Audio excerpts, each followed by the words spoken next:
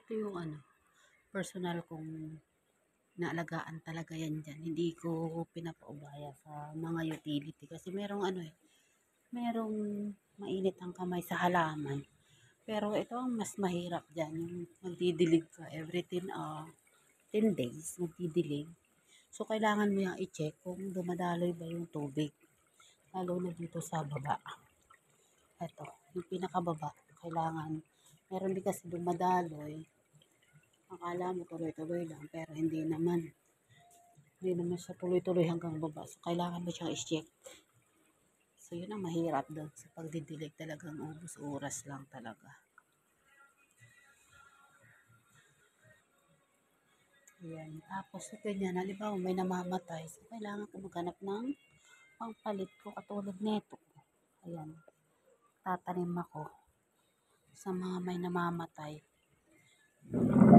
Actually, yan dati, ang kapal-kapal. Ito dati yung mga dati niya. Kaso ngayon, ayan na lang, kukunti na lang. Manipis na siya. Kaya, mahirap din mag-alaga, lalo na nung ganito nga na hindi naiinitan. So, talagang tiyagaan lang. Tiyagaan ang pag-aalaga. Kasi pag namatay yan, ng tuluyan at wala ka nang may lagay, sus, gastos na naman ni company. So, kailangan mong alagaan talaga yan ganito. Kasi mahal din yan, ilang libo din to. Pag halimbawang sa vendor ka mismo magpaparefill ng mga halaman.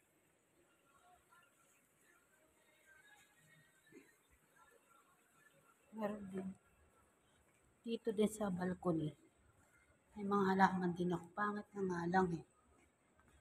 Yung iba, dinala ko na doon sa may pantry. Kasi maganda na siya. Pero yung ipapalit ko dito is pangit. Ang dami nang namatay ng mga halaman. Ito sanang ganito okay naman siya. Kaya lang, parang hindi inaalaw ni KMC. So, ito yung balcony. Ayan. So, nilabas ko na nga pala yung nandito sa, ayan, mga pangit na siya. So, sana lang, gumanda. Yung mga nandito, ayun, nilabas ko na doon sa pantry.